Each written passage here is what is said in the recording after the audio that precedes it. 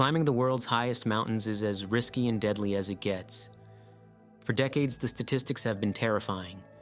1 in 3 climbers dies on K2. Annapurna kills nearly half of those who attempt it. Nanga Parbat is called the killer mountain for a reason. The internet is flooded with exaggerated statistics pulled from decades-old data, and when you dig into the modern climbs from the last 5 to 10 years, something unexpected happens. The title of the deadliest 8,000-meter peak changes. Some mountains saw their death rates drop by more than half, others dropped by astounding 90%, but not all of them became safer. One mountain is actually getting more dangerous, and it's not the one you think. In this video, we're investigating the actual ranking of all 14 8,000-meter peaks, from least to most deadly, using only the most recent data. We'll compare it to the historical statistics, and I think you'll be surprised. The bottom of the list looks relatively similar, with some surprises, but the top? That's where things get even more interesting. For now, let's start with number 14. Mount Cho Oyu stands at 8,188 meters, or 26,864 feet, making it the 6th highest mountain in the world. In Tibetan, the name means turquoise goddess, and among climbers, it's known for something else. It's the easiest 8,000-meter peak to summit. The overall death rate on the mountain is 1.3%. As of December 2024, there have been 4,027 successful summits and 52 deaths. That's 1 death for every 77 climbers who reach the top. Historically, the death rate was slightly higher, around 1.5% to 2% in the earlier decades, but with modern gear, fixed ropes, and better weather forecasting, the rate dropped to its current level. Recent years have been especially safe. Autumn seasons see very few deaths. Sometimes entire climbing seasons pass with 0 fatalities. The mountain's northwest ridge route is moderate, with only a few brief technical sections. That's why Cho Oyu is often called a warm-up for Everest. Climbers use it to test their bodies at extreme altitude before attempting the world's highest peak. But easiest is relative. People still die here. Altitude sickness, falls, and avalanches remain real threats. The cost of a Cho Oyu expedition ranges from $25,000 to $35,000 depending on the operator, support level, and oxygen usage. It's expensive, but cheaper than Everest, which can cost over $60,000. Cho Oyu sits at number 14 on this list, the safest 8,000-meter peak, but the rankings are about to get more dangerous. The next peak rarely makes headlines, and that's because it simply doesn't kill many people. This is mountain number 13. Gasherbrum II, at 8,035 meters, or 26,362 feet, is the 13th highest mountain in the world. It sits in the Karakoram Range, on the border between Pakistan and China, surrounded by some of the most hostile peaks on the planet. Despite its location, Gasherbrum II has a death rate of just 1.8%. As of November 2025, there have been approximately 1,410 successful summits and 25 deaths. That's 1 death for roughly every 56 climbers who reach the top. Historically, the death rate has remained relatively stable, hovering around 2% to 3% in earlier decades. Modern statistics show a slight improvement, dropping below 2% in recent years. The mountain's reputation is simple. It's accessible, non-technical, and doesn't punish climbers the way its neighbors do. The normal route follows a straightforward glacier approach with no extreme rock or ice climbing required, but the Karakoram weather is still brutal. Storms move in fast, temperatures drop to -40 degrees Celsius, and altitude sickness is unavoidable.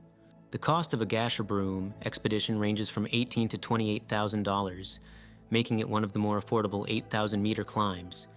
Gasherbrum is number 13, safe, remote, and overlooked, but we're about to enter peaks where the death rate starts climbing. Now we move to a mountain that sits literally next door to Everest. The next peak shares the same base camp, the same weather, and the same commercial infrastructure as the world's highest mountain. This is mountain number 12. Lhotse at 8,516 meters or 27,940 feet is the 4th highest mountain in the world. It sits directly adjacent to Everest, connected by the South Col. Climbers heading to Everest walk past Lhotse on their way up. The two peaks share almost everything, except one crucial detail. Lhotse has a death rate of 2.0%. As of May 2023, there have been 1,089 successful summits and 22 deaths. That's one death for every 49 climbers who reach the top. Historically, the death rate was slightly higher, around 3% to 4% in earlier decades. But with modern fixed ropes, weather forecasting, and the infrastructure built for Everest, Lhotse has become significantly safer. The mountain's biggest danger is the Lhotse face, a 1,125-meter wall of blue ice that climbers must ascend using fixed ropes and crampons. It's steep, exposed, and avalanche-prone, but compared to other 8,000-meter peaks, it's manageable. What makes Lhotse unusual is that it's often climbed as a bonus peak. Climbers summit Everest, descend to the South Col, rest briefly, then push for Lhotse a few days later. This double summit strategy has become increasingly common. The cost of a standard expedition ranges from $30,000 to $50,000, depending on the operator and whether you're combining it with an Everest attempt. From a mountain overshadowed by Everest, we move to the mountain itself. The next peak is the most famous, the most climbed, and the most commercialized 8,000-meter mountain on Earth. And in 2026, it's statistically one of the safest. This is mountain number 11. Mount Everest, at 8,849 meters, or 29,032 feet, is the highest mountain in the world. Everyone knows Everest. It's the ultimate mountaineering achievement, the peak that defines high-altitude climbing. And for decades, it was seen as a death trap. But here's what most people don't know. Everest's death rate in 2026 is 0.9% to 1%. Between 1922 and 1999, Everest had a death-to-summit ratio of 14.5%. Since 2010, there have been 72 deaths on Everest compared to 7,954 climbs above base camp, maintaining a mortality rate below 1%. That's over 90% improvement. The mountain didn't get easier. The infrastructure got better. Fixed ropes now run from base camp to the summit. Weather forecasts are accurate down to the hour. Sherpa teams pre-position oxygen bottles along the route, and commercial guiding companies shepherd clients up and down with military precision. The 2025 spring season was one of the safest in Everest's history. Nearly 850 people summited. Only 5 died on the Nepal side, down from 8 deaths in 2024, and a dramatic drop from 18 deaths in 2023. That's a death rate under 0.6% for that season. But Everest has a new problem: overcrowding. The infamous traffic jams near the summit create bottlenecks where climbers wait in the death zone for hours. The cost of an Everest expedition now ranges from $45,000 to over $200,000, depending on the level of support. Everest sits at number 11. The safest it's ever been statistically, but the title of Deadliest Mountain is still far ahead. From the highest mountain on Earth, we move to a peak that used to be one of the deadliest in the Himalayas. The next mountain saw its death rate drop by nearly 80% in the last 2 decades, one of the most dramatic safety improvements of any 8,000-meter peak. This is mountain number 10. Manaslu rises 8,163 meters, or 26,781 feet above sea level. It is 8th highest mountain in the world. The current death rate is 2.7%. As of December 2024, there have been 3,317 successful summits and 90 deaths. But historically, Manaslu had a death rate between 9% and 15%. That's a 67% to 80% improvement, one of the most dramatic safety transformations of any 8,000-meter peak. The change came from commercialization. Manaslu became a popular practice peak for Everest hopefuls. Companies installed fixed ropes, established camps, and brought the infrastructure that made Everest safer. In autumn 2025, Nepal issued permits to 457 climbers, a record number. Many were attempting the peak as a warm-up for higher mountains. But Manaslu still kills. The biggest danger is avalanches. In September 2012, an avalanche at Camp 3 killed 11 climbers in a single event. And fun fact, in September 2025, Spanish mountaineer Carlos Soria Fontan summited Manaslu at age 86, becoming the oldest person ever to climb an 8,000-meter peak. The cost of a Manaslu expedition ranges from $12,000 to $30,000. Manaslu sits at number 10, dramatically safer than it used to be, but still capable of killing dozens in a single day. From a mountain that transformed into one of the safest, we move to a peak that sits in complete isolation. The next mountain is technically straightforward, but its remote location and extreme weather make every attempt a gamble. This is mountain number 9.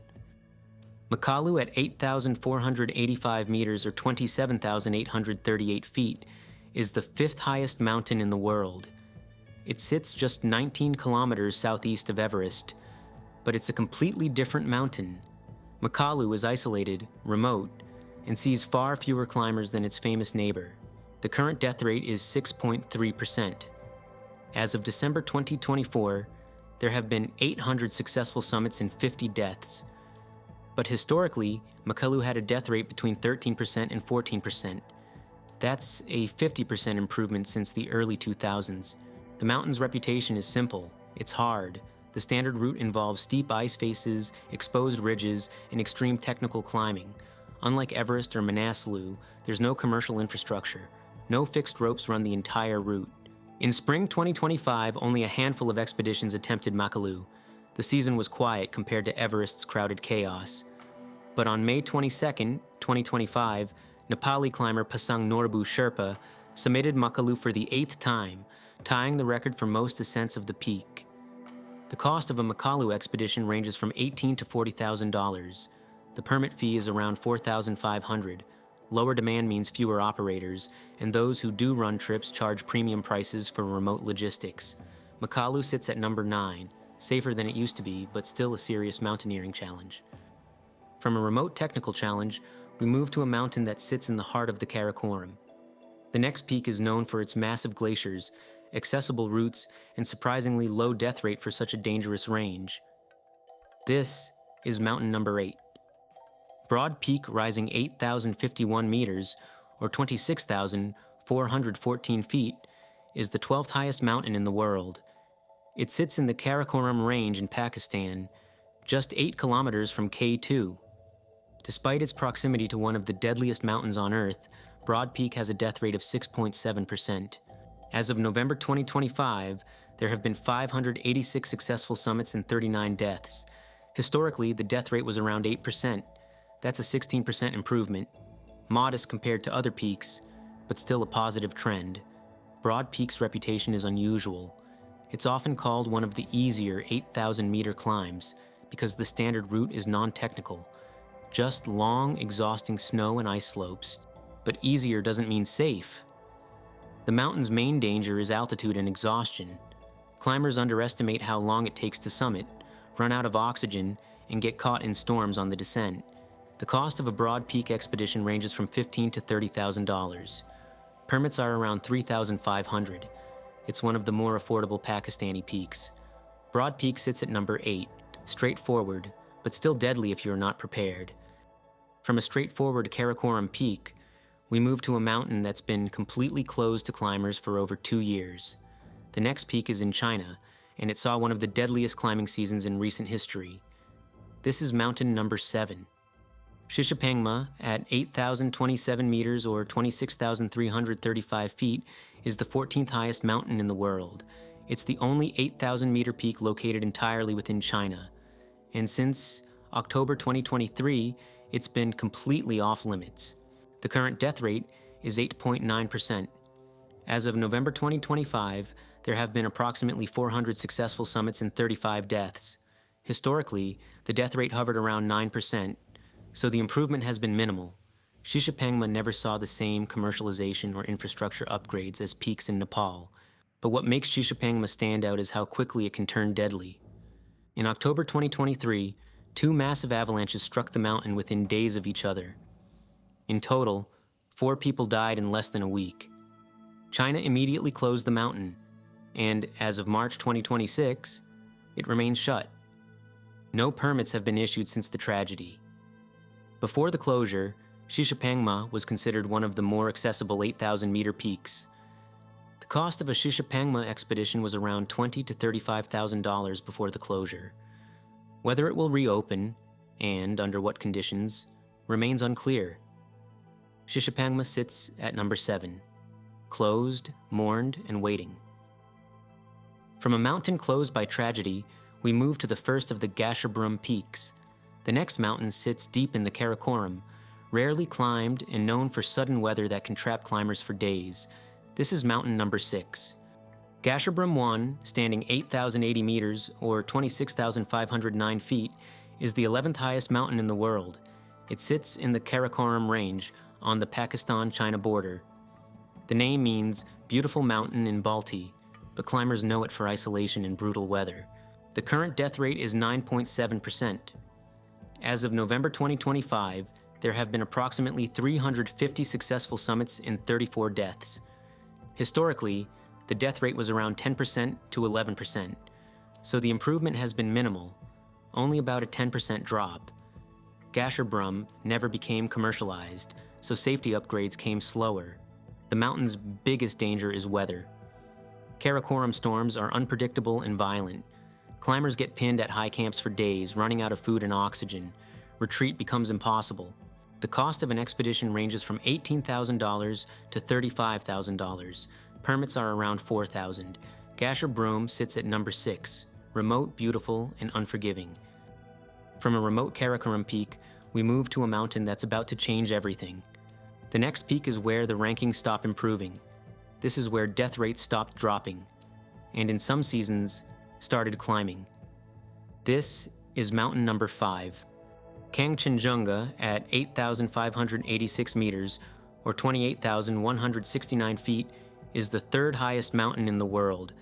The current death rate is 9.8% overall, but in recent years it spiked to 15% to 22% in individual seasons. As of May 2023, there have been around 532 successful summits and 52 deaths.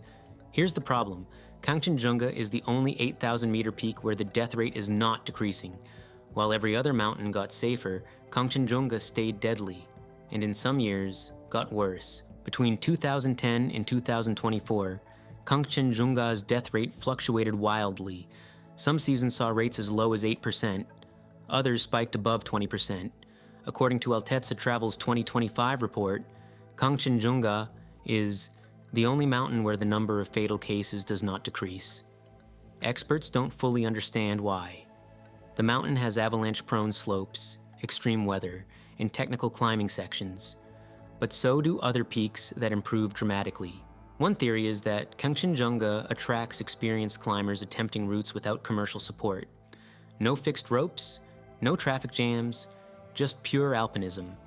And that style of climbing is inherently more dangerous. The mountain is also sacred. Local communities believe the summit is home to gods, and climbers traditionally stop a few meters below the true peak out of respect. The cost of an expedition ranges from $20,000 to $45,000. Kangchenjunga sits at number 5, the anomaly, the mountain that refuses to get safer. From the mountain that refuses to improve, we move to the peak everyone thinks they know. The next mountain is K2, the one with the 30% death rate, except that number is a lie. This is mountain number 4. K2, standing at 8,611 meters, or 28,251 feet, is the 2nd highest mountain in the world. For decades, K2 was considered the deadliest 8,000-meter peak. The internet still repeats the same stat: 25% to 30% death rate. 1 in 3 climbers dies. But that's outdated. The current death rate on K2 is 9.5%. As of August 2025, there have been 964 successful summits and 92 deaths. Now compare that to the historical rate, 25 to 30% before 2000. That's a 60 to 68% improvement. And in recent seasons, the drop is even more dramatic. In 2022, around 200 people summited K2, and only 2 died. That's a 1% death to summit ratio. In 2023, 112 people summited with 1 death, under 1% again. In 2024, around 65 summited with 2 deaths, so 3%. And in 2025, 42 summited with 2 deaths, making it 4.8% for that season. What changed? Fixed ropes now run most of the Abruzzi spur route. Commercial operators bring supplemental oxygen. Weather forecasting improved, and summit windows are more predictable, but K2 still kills. The bottleneck, a narrow couloir beneath a massive serac, remains one of the most dangerous sections on any 8,000-meter peak. The cost of a K2 expedition ranges from $30,000 to $75,000. K2 sits at number 4, far safer than its reputation suggests, but still brutal. From K2, we now enter the top 3 deadliest 8,000-meter peaks. These are the mountains where modern technology and infrastructure haven't been enough, where the death rates remain high, and every summit attempt is a gamble. This is mountain number 3.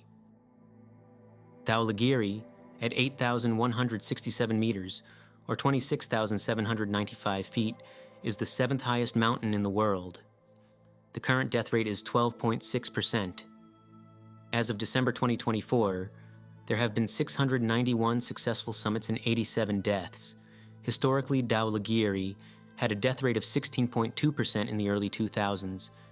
That's a 23% improvement and better than it was, but still one of the deadliest peaks on the planet. Dhaulagiri's name means White Mountain in Sanskrit, and it's known for extreme avalanche danger. The standard route crosses massive ice falls and snow slopes that can collapse without warning. The northeast ridge is steep, exposed, and technically difficult.